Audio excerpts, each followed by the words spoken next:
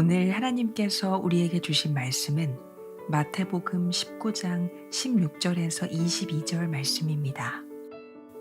어떤 사람이 주께 와서 이르되 선생님이여 내가 무슨 선한 일을 하여야 영생을 얻으리이까?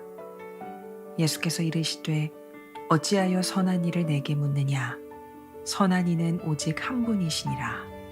네가 생명에 들어가려면 계명들을 지키라. 이르되 어느 계명이오니까? 예수께서 이르시되 살인하지 말라, 간음하지 말라, 도둑질하지 말라, 거짓 증언하지 말라, 내 부모를 공경하라, 내 이웃을 내 자신과 같이 사랑하라 하신 것이니라. 그 청년이 이르되 이 모든 것을 내가 지켰사온데 아직도 무엇이 부족하니이까? 예수께서 이르시되 내가 온전하고자 할진대 가서 내 소유를 팔아 가난한 자들에게 주라. 그리하면 하늘에서 보화가 내게 있으리라. 그리고 와서 나를 따르라 하시니. 그 청년이 재물이 많음으로 이 말씀을 듣고 근심하며 가니라. 아멘. 할렐루야. 주일 4부 예배 나오신 성도님들을 주님 안에서 환영하고 축복합니다. 우리 좌우에 옆에 있는 분들 인사 한번 하실 때 예수님보다 더 귀한 것은 없습니다. 이렇게 한번 인사할까요? 예수님보다 더 귀한 것은 없습니다. 예수님을 그 어떤 것보다 더 사랑하시는 우리 성도님들 되시기를 주님의 이름으로 축복합니다. 우리 드려진 예물과 말씀을 위해 함께 기도하십시다.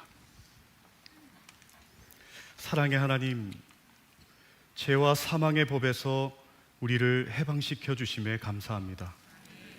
오직 십자가의 은혜로 살아가는 우리가 주님의 보좌 앞에 왔습니다. 생명의 보좌에서 성령의 말씀으로 주의 임재를 경험하는 예배가 되게 하여 주시옵소서. 나를 구원하신 하나님, 여기까지 인도하신 하나님께 감사하여 우리의 신앙의 고백을 담아 11조와 감사 헌금, 건축 헌금과 주일 헌금, 기타 헌금을 주님께 올려드립니다. 하나님이 내 인생의 주인 되심을 고백하며 하나님께 올려드리는 성도들의 예물을 받아주시고 삶과 일터와 자녀들을 축복하시되 성령의 충만함을 더하여 주시옵소서.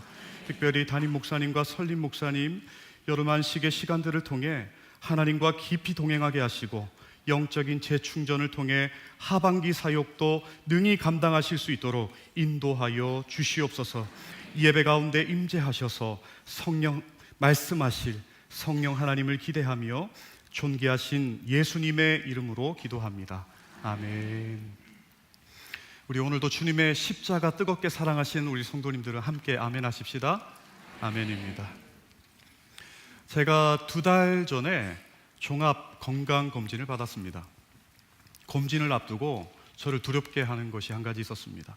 저는 아프리카 우간다에서 5년간의 선교 사역을 마치고 2024년 중순쯤에 이제 귀국을 하였는데 4년 만에 받는 첫 종합 검진이었어요. 그래서 혹시나 큰 질병이 있는 것은 아닌지에 대한 불안과 염려가 좀 제 마음 안에 있었습니다. 검진을 마치고 10일 정도가 지나고 난 후에 결과가 담긴 책자가 집으로 도착했어요. 조금 긴장이 되더라고요. 인바디나 이런 것들은 이렇게 주요한 부분은 아니니까 비교적 좀 편하게 볼 수 있었는데 MRI나 초음파, CT 이런 내시경 검사 이런 것들은 생명과 직결된 지표잖아요. 그래서 이 종합 판정란을 볼 때 좀 긴장이 되었습니다.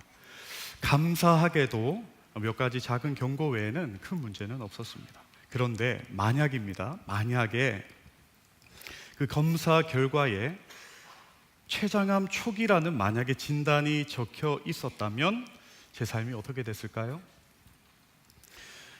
결과를 확인하는 즉시 제 삶의 계획과 우선순위가 전면적으로 바뀔 수밖에 없었을 것입니다. 이런 치명적인 결과를 제가 확인했는데 만약에 또 아니야, 이거는 기계가 잘못된 거야. 나는 운동도 열심히 했고 내 건강에는 큰 문제가 없어. 나는 아픈 곳이 없으니까 나는 괜찮아. 나는 건강해 라고 만약에 제가 현실을 부정한다면 어떻게 될까요? 생명을 잃을 수도 있는 것입니다. 진단이 아무리 두렵고 고통스러워도 생명을 얻기 위해서는 반드시 그 결과를 받아들이고 치료를 시작해야 하는 것입니다. 이러한 원리는 영적인 영역에도 동일하게 적용이 됩니다. 성경은 우리의 영적 검진 결과를 뭐라고 진단했습니까? 제가 챗GPT한테 뭐 만들어 달라고 했어요. 성경은 우리 모두가 죄 아래 있으며 이로 인해 스스로 구원할 수 없는 영적 파산, 영적 사망 상태를 선언하였습니다. 그런데도 우리는 이렇게 얘기합니다. 나는 그 정도는 아니야. 나는 그래도 괜찮은 사람이야. 나는 그래도 열심히 살고 있고 선하게 살고 있고 내 노력을 다해서 살고 있거든. 이렇게 태연하게 교회를 다니는 사람들이 많다는 것입니다. 직면이라는 것은 문자 그대로 얼굴과 얼굴을 맞대고 진실과 마주하는 것입니다. 사진이 조금 부담스럽죠? 복음에 직면한다라는 것이 어떤 의미일까요? 내 전인격이 복음 앞에서 정직하게 서서 영원한 사망 아래 놓인 나의 절망적인 상태를 인정하는 것입니다. 그리고 오직 예수 그리스도의 대속적 은혜만을 유일한 생명줄로 붙잡는 것입니다. 여러분 아멘이십니까? 여러분 오늘 본문은요, 영생이라는 가장 근본적인 문제를 가지고 예수님 앞에 나온 한 청년의 이야기입니다. 그는 세상 사람들이 부러워할 만한 조건을 갖추고 있었어요. 그런데 예수님 앞에서 자신의 영적 이 실상을 진단받고 돌아가게 됩니다. 왜 돌아갔을까요? 진단을 받았는데도 왜 돌아갔을까요? 오늘 이 말씀을 통해서 복음은 우리의 무엇을 드러내는지, 그리고 우리가 붙들고 있는 것은 무엇인지, 그리고 그 복음이 결국 우리를 어디로 이끄는지 이 세 가지로 함께 살펴보고자 합니다.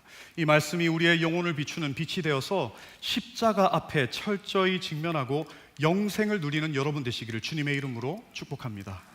첫 번째 메시지는 복음은 우리의 도덕적 공로를 무너뜨리고 철저한 죄인됨을 드러나게 한다라는 것입니다. 본문 16절에 어떤 사람이 등장합니다. 이 본문은 누가복음과 마가복음에도 등장하는데 병행 본문을 함께 살펴보면 이 사람은 이러한 스펙을 가지고 있었습니다. 청년인데요, 여기 청년들도 있죠. 큰 부자였습니다. 이미 여기서 좀 부담이 됩니다. 게다가 그는 사회적 종교적 지도층인 관리였어요. 관원이라고도 하고 관리이기도 했어요. 그런데 이쯤 되면 사람이 좀 자만하고 성격이 좀 안 좋든지 그래야 될 텐데 진지함과 겸손함까지 갖춘 굉장히 완벽한 사람이었습니다. 당시 많은 사람들이 부와 명예를 하나님의 축복으로 여겼기 때문에 굉장히 완벽해 보이는 사람이었어요. 만약에 우리 교회에 그런 청년이 있었다면, 여기 어머님들 많이 계실 텐데요, 100% 1등 신랑감입니다. 사기 캐고요, 거의 엄친아와 같은 그런 사람. 교회에서 야, 저 사람은 진짜 대단하다, 저 청년 정말 대단한 청년이야 라고 판단받던 그런 사람이었다라는 것입니다. 그런데 이 청년의 내면에 재물과 지위로 해결되지 않는 깊은 갈증이 하나 있었어요.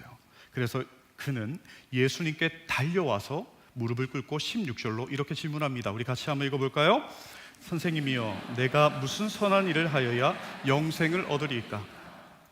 청년은 영생에 대한 진지한 갈망이 있었습니다. 여러분, 저도 오륜교회에서 청년사역을 4년 했었는데요, 부자 청년이 이런 질문을 가지고 있다는 것 자체가 굉장히 놀랍습니다. 그런데 질문을 자세히 살펴보면 잘못된 전제가 그 안에 있었어요. 영생을 선한 일을 행함으로 얻는 것이라고 생각을 하고 있었습니다. 여러분, 부자 청년은요, 우리가 추측해 볼 수 있습니다. 최선을 다해서 치열하게 살아왔을 것이고 그로 인해 많은 부와 지위를 얻었을 것입니다. 물론 부모님의 도움도 분명히 받았을 것이라고 생각합니다. 그런데 값없이 주어지는 이 하나님의 선물인 영생조차 자신이 세상에서 살아온 방식처럼 도덕적 선행을 인풋 넣으면 영생이라는 결과인 아웃풋이 나올 것이라고 그렇게 착각하고 있었던 것 같습니다. 예수님은 이 질문에 대해서 아주 독특한 답변을 주셨어요. 우리 17절 말씀 같이 한번 읽어볼까요? 시작.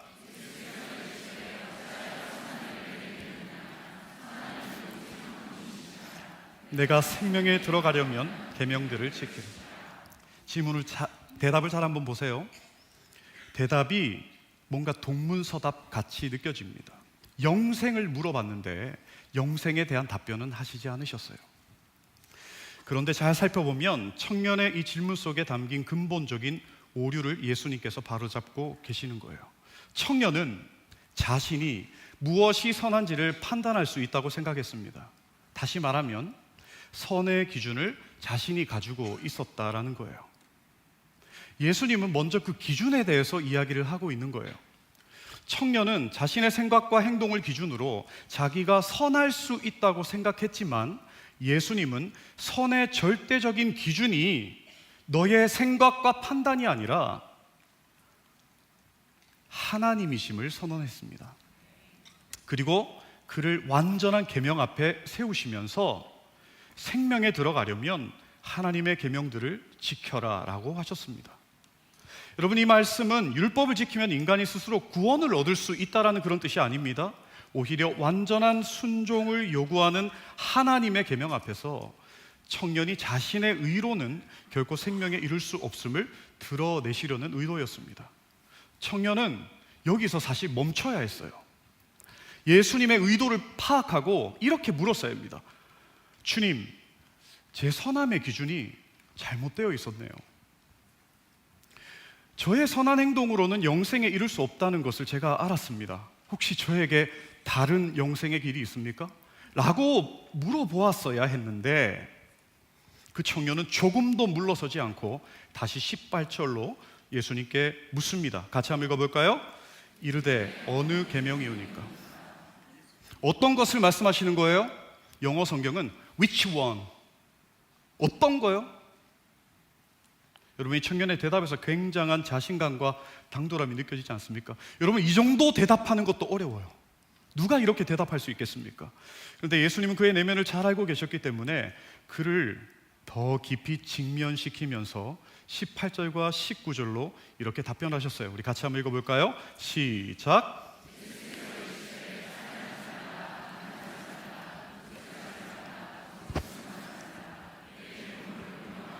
내 이웃을 내 자신과 같이 사랑하라 하신 것이라. 선한 일을 함으로 영생을 구하는 청년에게 율법을 지키라고 왜 말씀하셨을까요? 이 부분이 중요합니다. 여러분에게 한번 물어볼게요. 율법의 행위로 사람이 의로워질 수 있습니까? 없습니다. 율법은 지켜서 구원을 받으라고 주신 것이 아닙니다. 율법의 거울 앞에 섰을 때 우리가 철저한 죄인임을 깨닫게 하시려고 주신 것이기 때문입니다. 로마서 3장 20절 말씀 우리 다 같이 한번 읽어볼까요? 그러므로 율법의 행위로 그의 앞에 의롭다 하심을 얻을 육체가 없나니 율법으로는 죄를 깨달으나. 우리가 스스로 정한 기준으로 내 자신을 평가하면 우리는 꽤 괜찮은 사람처럼 보입니다. 아유, 나 정도면 괜찮지 뭐. 내가 큰 죄를 짓는 것도 아니고 내 나름의 최선을 다해서 내가 살아오고 있는 사람이야. 그런데 하나님의 거룩하신 율법 앞에 서면 나 자신이 아무런 소망이 없는 죄인됨을 발견하게 되는 것입니다. 이 강렬한 빛 앞에서 청년은 자신의 죄인됨을 발견하고 예수님 앞에 엎드려야 했어요. 이쯤 되면. 그런데 항복이 아니라 더욱 의기양양하게 20절로 대답합니다. 우리 같이 한번 읽어볼까요? 이 모든 것을 내가 지키었사온데 아직도 무엇이 부족하나요? 주님, 저는요 말씀하신 모든 것을 다 지켰습니다. 내가 아직도 무엇이 부족합니까? 마가복음 10장 20절 병행 본문은 그가 어려서부터 이 계명을 지켜왔다고 해요. 여러분, 그의 기준에서 어렸을 때부터 얼마나 치열하게 살아왔을까요? 저도 이제 아버님이 목사님인데 주일에는 돈 쓰지 마라. 중학교 3학년 때까지 주일에 돈을 써본 적이 없어요. 근데 더 재미있는 거는 뒤에서 외상으로 막 먹고 막 열심히 지켰어요. 여러분, 이 율법을 지키기 위해서 이 청년이 얼마나 열심히 살아왔겠습니까? 얼마나 치열하게 살아왔겠어요? 그런데 이 모든 것을 다 지키고 난 후에 그에게 남은 것이 무엇이었냐면 아직도 무엇이 부족하나이까? 부족함이었습니다. 원어로 부족은 미치지 못하다, 뒤떨어지다, 결핍되다라는 뜻이에요. 사랑하는 성도 여러분, 죄송하지만 이것이 우리의 삶의 모습입니다. 아무리 치열하게 살아도, 선하게 살아도, 남들이 부러워하는 부와 직책을 얻어도 결국에 하나님의 영광에 이르지 못하고 영적인 결핍에 시달릴 수밖에 없는 그 제한적인 존재가 우리의 존재라는 것입니다. 우리 스스로는 결코 그 공허함을 채울 수 없다. 이것이 죄인의 실존이에요. 이것이 성경이 진단하는 우리의 모습입니다. 죄는 단순히 겉모습을 얘기하는 게 아니에요. 겉모습의 행동만을 얘기하는 게 아닙니다. 우리 존재 자체의 타락한 본성을 얘기합니다. 우리는 죄를 짓기 때문에 죄인이 되는 것이 아니라 날 때부터 죄인이기 때문에 죄를 지을 수밖에 없는 거예요. 종교개혁자 존 칼빈이 이러한 본질을 잘 살려서 이렇게 얘기했습니다. 우리의 마음에 대해서 우상을 끊임없이 찍어내는 공장이야. 내 힘으로 열심히 살면 살수록 결국 죄악의 열매만 맺게 되는 것이 전적으로 타락한 우리의 존재인 것입니다. 청년이 알던 본인의 모습과는 전혀 다른 모습이었어요. 예수님은 이 청년의 자기의 이 의와 감추어진 결핍을 다 알고 계셨습니다. 하지만 주님은 그를 향해서 야, 너 정신 좀 차려라. 내가 이 정도 대답했으면 너 이제 좀 너의 실체를 좀 알아라. 이렇게 대답하지 않고 주님은 그를 이렇게 바라보셨습니다. 10장 21절 말씀 같이 한번 읽어볼까요? 예수께서 그를 보시고 사랑하사. 그를 보시고 사랑하셨대요. 여기에 쓰인 보시고는 꿰뚫어보다 내면 깊은 곳을 들여다보다라는 뜻입니다. 청년의 외적인 것을 본 것이 아니라 어떤 지위, 어떤 직책, 어떤 일, 그것을 본 것이 아니라 청년의 내면의 깊은 곳을 꿰뚫어 보셨어요. 청년 스스로의 힘으로는 결코 그 구원에 이를 수 없는 인간의 전적인 무능감과 결핍을 보셨어요. 그리고 그를 사랑하셔서 그로 하여금 율법 앞에 서도록 하신 것입니다. 오늘도 예수님은 성령께서 비추시는 이 말씀의 강력한 빛 앞에 우리가 직면하도록 초청하십니다. 수치심을 주기 위해서입니까? 아닙니다. 정죄하여 죽이기 위해서입니까? 아닙니다. 우리를 진심으로 살려내기 위해서, 우리를 사랑하기 때문인 줄로 믿습니다. 복음에 직면한다는 것은 나의 존재가 먼저 죄인됨을 인정하는 거예요. 어렵죠. 죄인된 내 존재는 어떤 소망도 없음을 고백하며 오직 자격 없는 자에게 거저 주시는 예수 그리스도의 대속적 은혜가 나에게 필요하다고 고백하는 것입니다. 오늘도 우리의 전 존재를 보시고 사랑하시는 이 예수님 앞에 서게 되는 여러분 되시기를 주의 이름으로 축복합니다. 두 번째 메시지는, 복음은 우리가 붙든 내면의 우상을 내려놓게 하고 오직 예수님을 붙잡게 한다라는 것입니다. 예수님은 율법을 완전히 지켰다고 자부하는 청년을 향해서 드디어 영적인 메시지를 들이대며 본문 21절로 이렇게 말씀하셨습니다. 우리 같이 한번 읽어볼까요? 시작.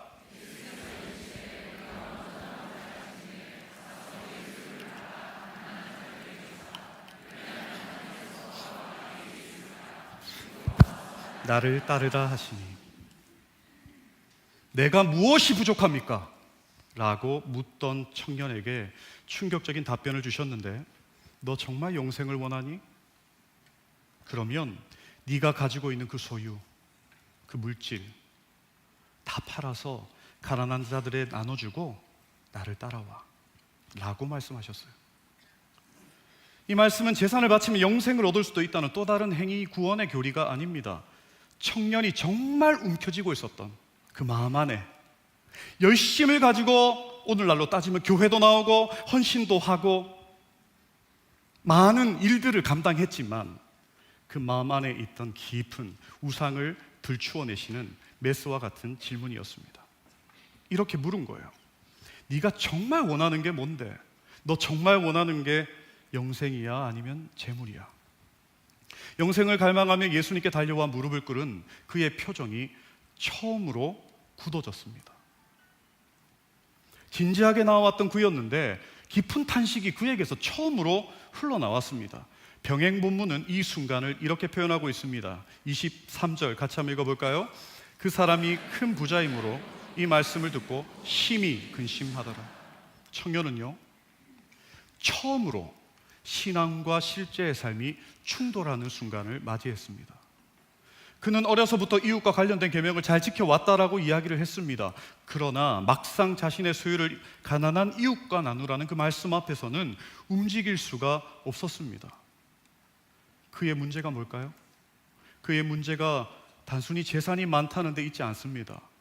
재물이 그의 마음 안에, 재물이 그의 마음을 지배하고 있었고, 재물이 예수님보다 더 소중한 자리에 앉아 있었다라는 거예요.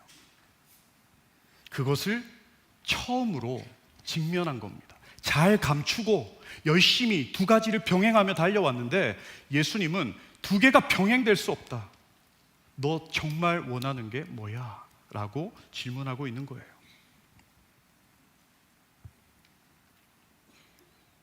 청년은 이웃 사랑의 계명을 형식적으로 지켰지만 그 계명의 중심인 사랑을 온전히 이루지 못하고 있었습니다.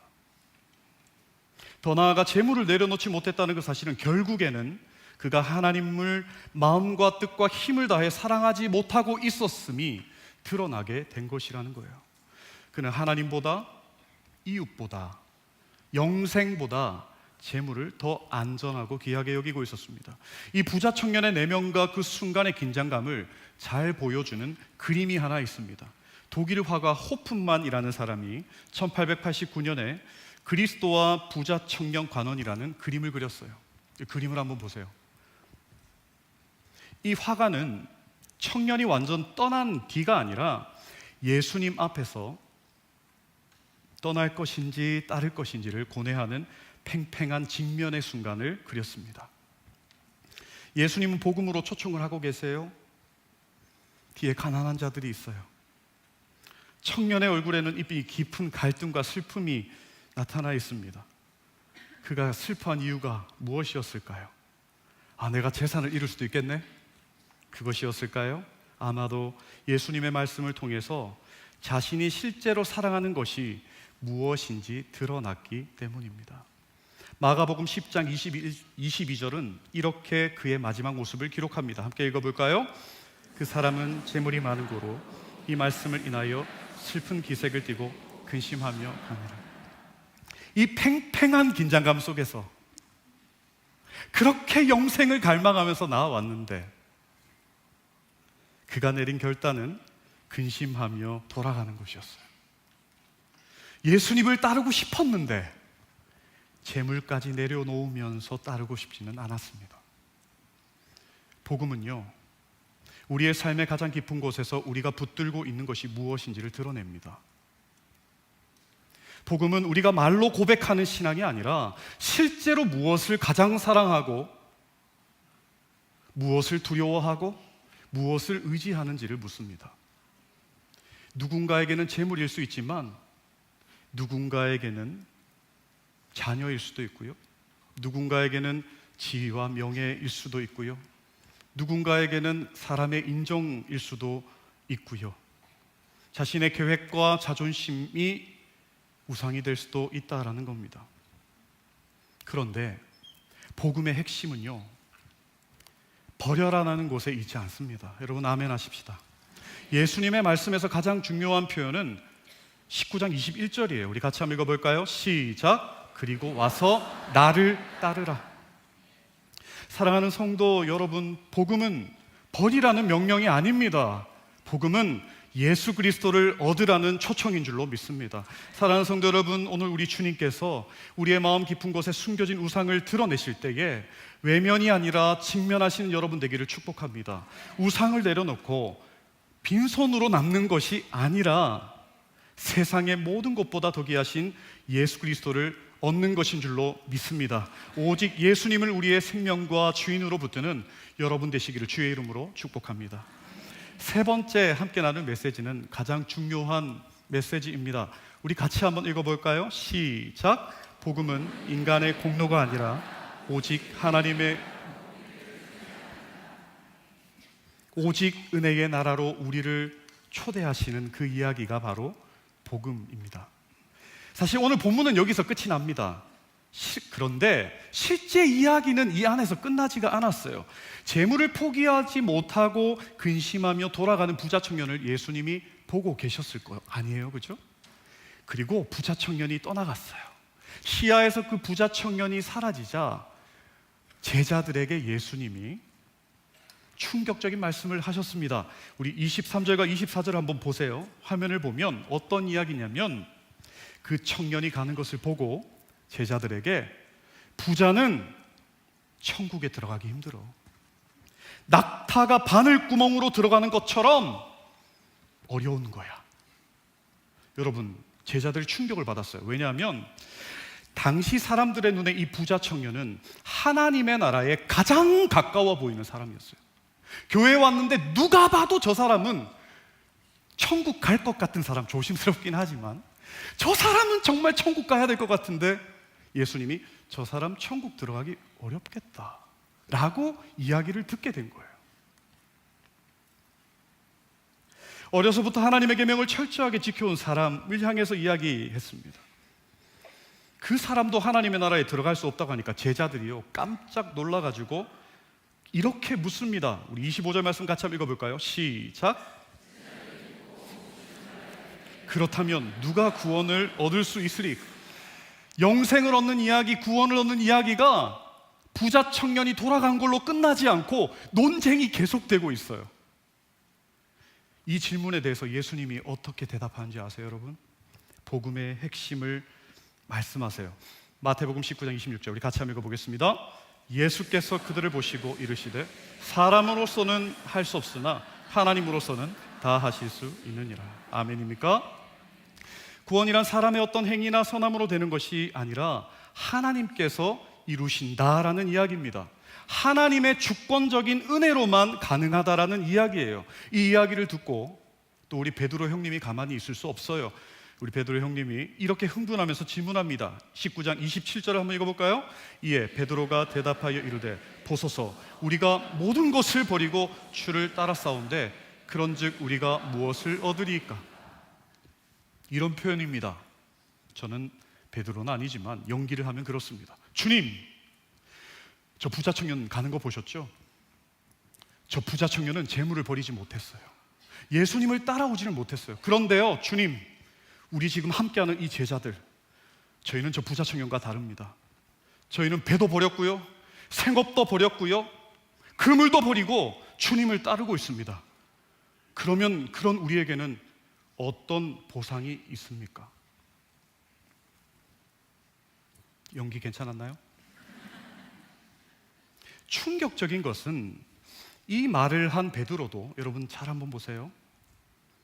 결국에 부자 청년과 본질적으로 같은 공로의식에 사로잡혀 있었다라는 거예요. 구원에 대해서 나의 희생과 투자에 비례한 정당한 보상이라는 거래적 신앙을 아주 교묘하게 가지고 있었다라는 겁니다. 예수님은 이러한 거래적 신앙을 깨뜨리기 위해서 아주 특별한 비유를 제자들에게 하시기 시작했습니다. 바로 포도원 품꾼의 비유입니다. 전체적인 구조를 보면 이렇습니다. 마태복음 19장 30절과 26절 사이에 포도원 품꾼의 비유가 들어가 있습니다. 주제가 뭐냐면 앞과 뒤에 문장이 같아요. 접속사만 다르고 먼저 된 자가 나중된다. 뒤에는 나중된 자가 먼저 된다. 주제가 있습니다. 먼저 된 자가 나중된다. 그러면 저기에 있는 접속사들을 통해서 우리는 추측할 수 있습니다. 아, 부자 청년과 베드로의 이야기가 앞에 있기 때문에 그러라는 접속사로 저 이야기를 하고 있고 포도원의 품꾼의 비유와 함께 마지막 결론이 있고 구조적으로 저 마지막 16절 이후에 결론적인 이야기가 있다라는 것을 우리는 한번 추측해 볼 수 있습니다. 포도원의 품꾼의 이야기는 이런 이야기입니다. 포도원의 주인이 품꾼을 채용하여 일을 한 후에 품삯을 결산하는 그런 이야기입니다. 그런데 잘 들어보세요. 여러분 혹시 여기에 이렇게 자영업을 하시거나 이렇게 사업을 운영하시는 분들은 이 이야기를 이해할 수 없을 것입니다. 잘 한번 보세요. 포도원 주인이 사람을 찾으러 나갑니다. 아침 6시에 일할 만한 사람을 보는 거예요. 제가 이렇게 와서 누가 일을 잘할까, 누가 튼튼할까, 아우 저분 근육이 좀 있으시네, 이렇게 와서 사람을 찾는 거예요. 자, 우리 마태복음 20장 1절 말씀 우리 같이 한번 읽어볼까요? 시작. 천국은 마치 품꾼을 얻어 포도원에 들여보내려고 이른 아침에 나간 집주인과 같으니. 아침에 사람을 찾으러 나갔습니다. 그리고 그 사람들에게 한 데나리온, 노동자의 하루 품삯, 오늘날로 얘기하면 한 12만 원에서 15만 원 정도 되겠죠? 한 15만 원이라고 한번 생각을 해봅시다. 약속을 하고 사람들을 불러옵니다. 여기까지는 괜찮아요. 그런데 포도원 주인이 여기서부터 조금 이상합니다. 왜냐하면 3절과 5절을 보시면 제3시, 제6시, 제9시에 또 나갔어요. 제3시는 6시에서 해가 뜬 지 3시간이 지났다라는 시간이기 때문에 9시, 12시, 오후 3시라는 뜻입니다. 사람을 또 찾으러 나갑니다. 일을 효율적으로 하기 위해서는 사람을 언제 다 데리고 와야 되죠? 6시에 다 데리고 와야죠.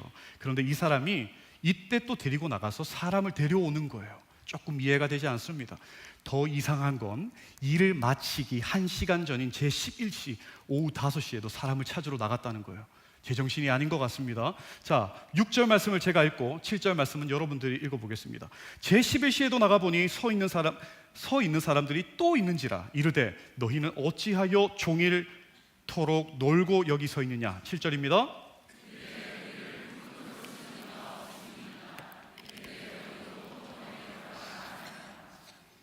왜 그 사람들이 거기 서 있었어요?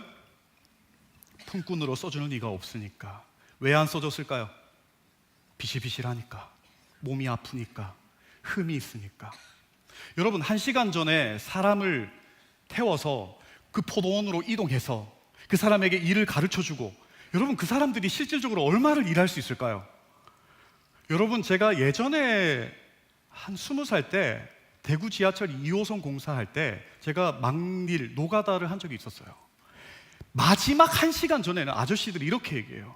아유 청년, 이제 좀 대충 있어. 시간 때우다 가는 거야. 그래서 예, 막 일하고 있다가 예 하면서 아저씨들이 다 동굴로 들어가더라고요. 마지막 시간에는 일을 마무리하는 시간이에요. 이 사람들이 들어가서 얼마나 일할 수 있었을까요?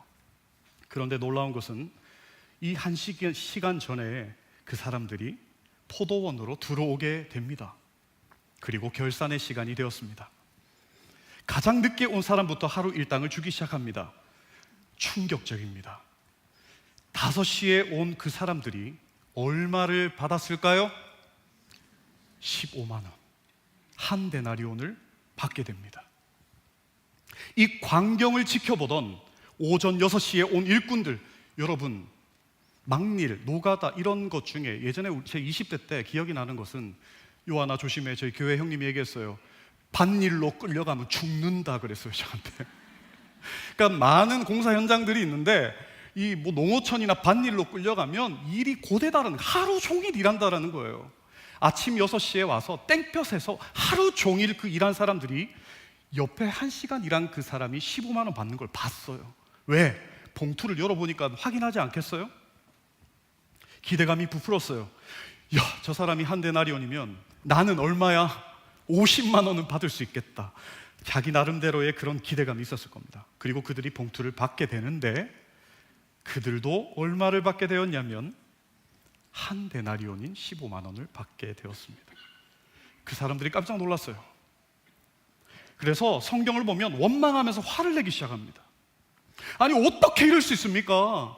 하루 종일 저는 일했는데, 땡볕에서 아침 6시부터 와서 일했는데 이거는 너무 불공평한 거 아닙니까? 그때 예수님이 충격적인 이야기로 15절로 맞춰요. 우리 같이 한번 읽어볼까요? 시작. 내가 선함으로 내가 악하게.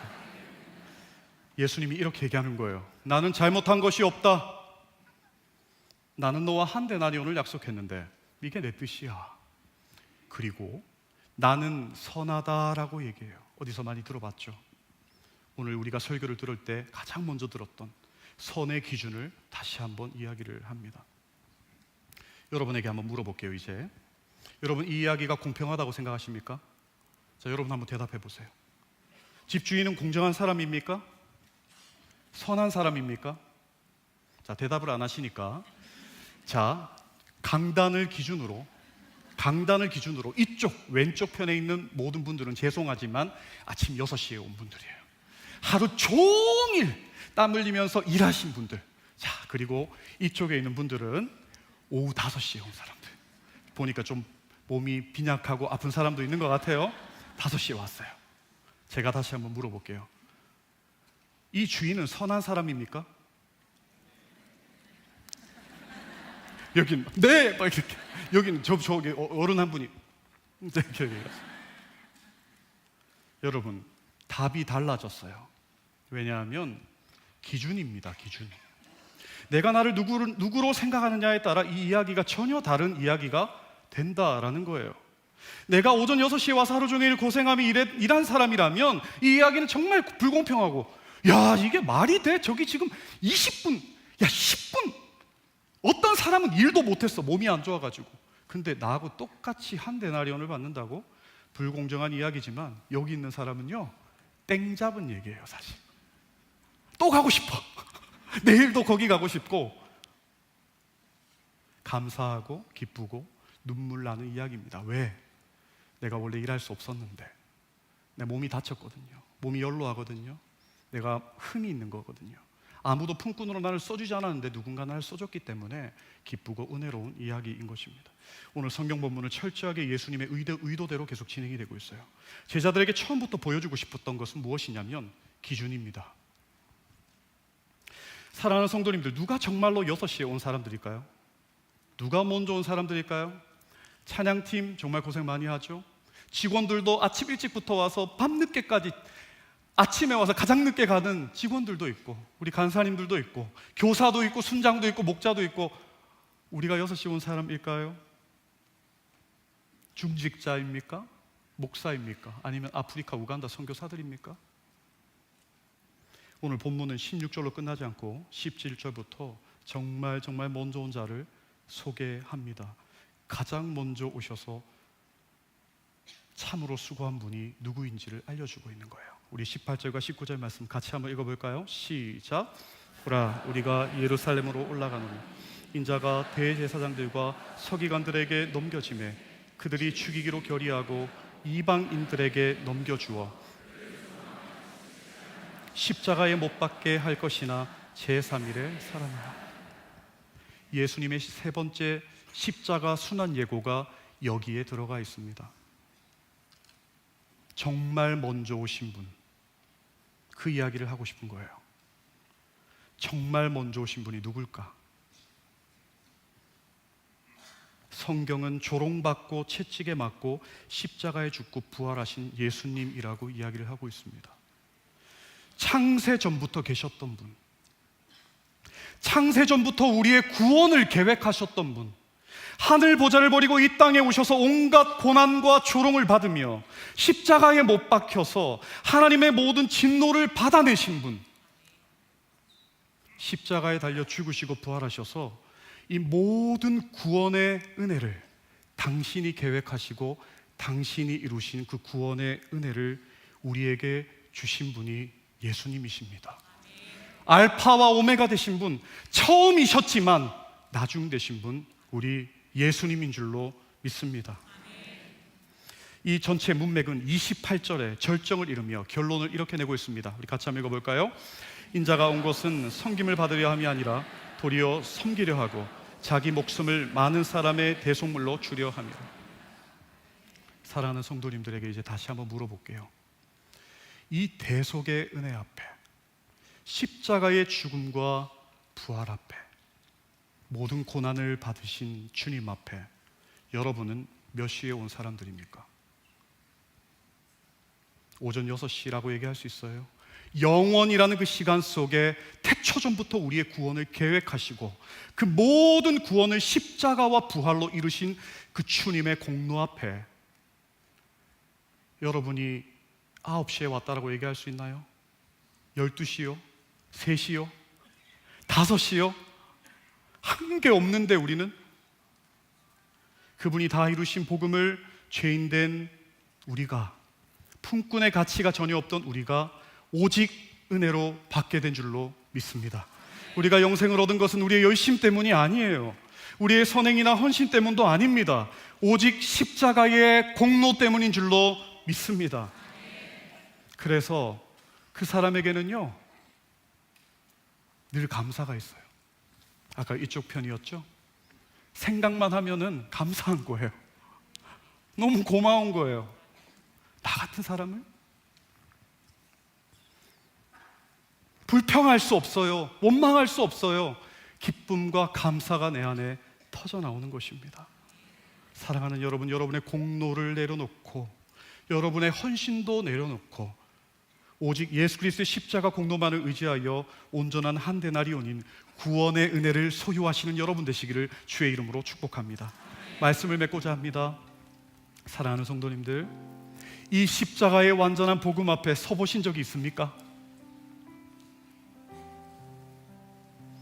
교회 예배에 얼마나 자주 나왔는지를 얘기하는 게 아니에요. 얼마나 많은 헌신을 해왔는지를 묻는 것이 아닙니다. 얼마나 많은 사역과 헌신을 하고 있는 건지를 묻는 것이 아닙니다. 십자가 복음 앞에 선다는 것은 내 존재가 하나님 앞에 철저히 아무 소망이 없는 죄인임을 고백하는 것입니다. 이러한 죄인임에도 나를 너무 사랑하셔서 나를 위해 십자가에 달려 죽으시고 부활하신 주님, 당신이 이제는 나의 전부이며 나의 주님이며 나의 주인이며 나의 구원자 되심을 감사와 기쁨으로 고백하며 예수님을 따라가는 것인 줄로 믿습니다. 이 주님은 복음 앞에 오늘도 우리를 초청하고 계세요. 이런 질문이에요. 네가 정말 사랑하는 그것을 내려놓고 와서 나를 따를 수 있겠니? 여러분 아멘이십니까? 아멘입니다. 재물과 명예와 지위보다 예수님을 더 사랑하는 여러분 되시기를 축복해요. 자녀의 성공보다, 사람의 인종보다 예수님을 더 사랑하는 여러분 되시기를 주의 이름으로 축복합니다. 나의 선함과 그 어떠한 헌신보다 예수님의 십자가와 그 은혜를 덧붙이기를 주의 이름으로 축복합니다. 주 예수보다 귀한 것은 없습니다. 아멘이십니까? 오늘 이 십자가의 복음에 직면하여 예수님을 바라보며 여러분의 삶 가운데 생명과 보화이신 이 예수님을 주인으로 붙들어 영생과 구원의 은혜, 복음의 은혜를 날마다 소유하시는 여러분 되시기를 주님의 이름으로 축복합니다. 우리 이 찬양의 고백으로 주님 앞에 함께 올려드렸으면 좋겠습니다. 주 예수보다 더 귀한 것은 없네. 이 세상 무기와 바꿀 수 없네. 영축을 내내시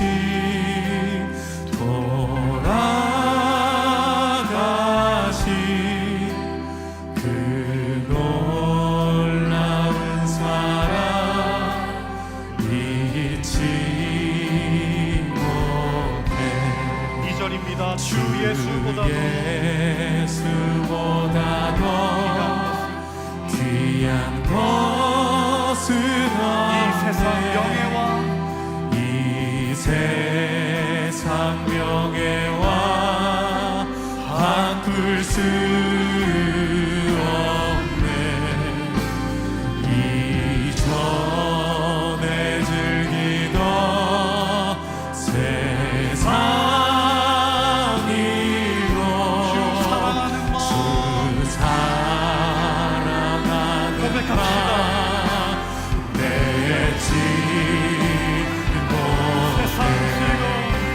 세상 즐거움 다 버리고 세상 자랑 다 버렸네. 주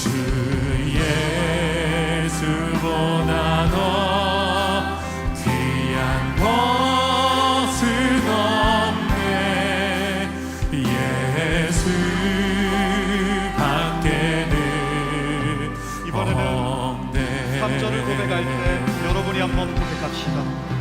주 예수보다 더 귀한 것은 이 세상 행복과 이 세상 행복과 바꿀 수 유혹과 핍박이 몰려와도 유혹과 핍박이 몰려와 주 섬기는 내 마음 고백합시다. 변치 않아. 우리 두 손을 들고 같이 고백하며 나아갑니다. 세상 즐거움 다 버리고 세상 자랑 다 버렸네.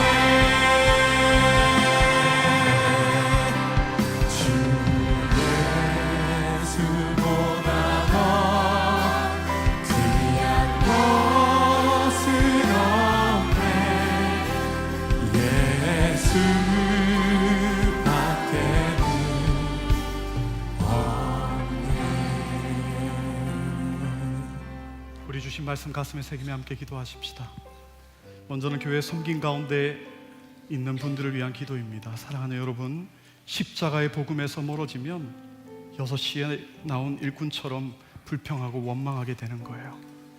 제가 부끄럽지만 고백할 게 있는데, 우간다에서 5년 사역했을 때, 4년 차가 됐을 때 제 안에 불평이 나오더라고요. 주님, 제가 이렇게까지 했는데 자녀들이 이렇게 아플 수 있나요? 이럴 수 있나요? 주님, 어떻게 이렇게 할 수 있나요? 이거는 책임져 주셔야 되는 게 아닌가요? 십자가 복음에서 멀어지니까 제 마음 안에 불평과 원망과 시기와 미움이 제 마음 가운데 일어나더라고요. 사랑하는 여러분, 여러분이 살기 위해서는 십자가 복음 앞에 나아가 그 기쁨이 회복되어야 되는 것입니다. 은혜가 회복되어야 내 진짜 사역과 헌신을 하게 되는 것입니다. 기도해야 합니다. 십자가 복음 앞에 다시 한번 나의 은혜의 심장이 뛰게 하여 주시옵소서. 전부를 내어주신 그 복음의 은혜가 다시 한번 회복되게 하여 주옵소서. 그 어떤 사람이 아니라 예수 그리스도가 내 삶의 기준이 되게 하여 주옵소서. 두 번째는 십자가 복음 앞에 서보지 못한 분들을 위한 기도입니다. 오늘 주님이 십자가 복음 앞에 여러분을 초청하세요. 주님이 여러분을 사랑하세요. 죄로 인해 아무런 소망 없는 사망 상태를 선언받은 죄인됨을 함께 고백하십시다. 사단은 우리가 복음 앞에 서지 못하기를 간절히 원해요. 사랑하는 여러분, 이 은혜의 복음을 경험할 때에 정말 그리스도인이 되는 것입니다. 주님, 나를 긍휼히 여겨 주시옵소서. 교회만 다니는 자가 아니라 십자가의 복음의 은혜를 경험하게 하여 주옵소서. 특별히 우리의 자녀와 믿지 않는 가족들이 이 십자가 복음 앞에 서게 하여 주시옵소서.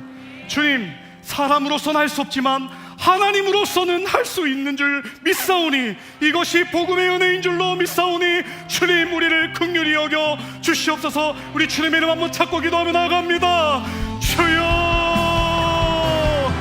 살아계신 주님, 주님의 십자가의 복음 앞에 서서 기도하는 우리의 마음을 받아주시고, 굳어지고 멀어진 우리의 심령 가운데에 다시 한번 우리를 사랑하시는 주님의 그 복음 앞에 엎드려 나의 죄인됨을 고백하며, 주님만이 나의 전부 되심을 고백하며, 주님만이 나의 구원자이심을 고백하며, 나는 아무것도 아님을 고백하오니 주님의 성령으로 기름 부어주셔서 직면하며 하나님 앞으로 나아가는 하나님의 놀라운 은혜가 있게 하여 주시옵소서. 우리를 복음 앞에 서게 하시는 성령님, 우리를 찔러주셔서 너무 감사합니다. 복음 앞에 직면하게 하시니 감사합니다. 죄인됨을 고백하게 하시니 감사합니다. 주님보다 더 사랑했던 것들을 내려놓습니다. 주님을 오늘 다시 붙잡습니다. 자격 없는 나를 불러주시고 은혜의 나라로 초대해 주셔서 감사합니다. 당신의 전부인 십자가에서 내어주신 그 은혜에 감사합니다. 주님이 나의 전부 되십니다. 주님이 내 삶의 기준 되십니다. 주 예수보다 더 귀한 것은 없습니다. 주님만 따라가겠습니다. 날마다 주의 십자가만 사랑하며 붙잡는 우리의 인생 되게 하여 주시옵소서. 이제는 우리를 끝까지 사랑하신 예수 그리스도의 그 은혜와 하나님 아버지의 독생자 아낌없이 내어주신 그 크신 사랑하심과 성령 하나님의 감화, 감동, 교통, 위로, 충만, 보혜사로 오늘 우리와 함께 하심이 십자가 복음에 직면하여 세상의 모든 것보다 예수님을 더 귀한 것으로 선택하며 따르기를 결단하는 오륜교회 모든 성도들과 특별히 우리의 자녀들과 부모님 위에, 그 가정과 일터 위에, 열방의 모든 교회와 선교의 현장 위에 이제부터 영원까지 함께 있기를 축원하옵나이다. 아멘.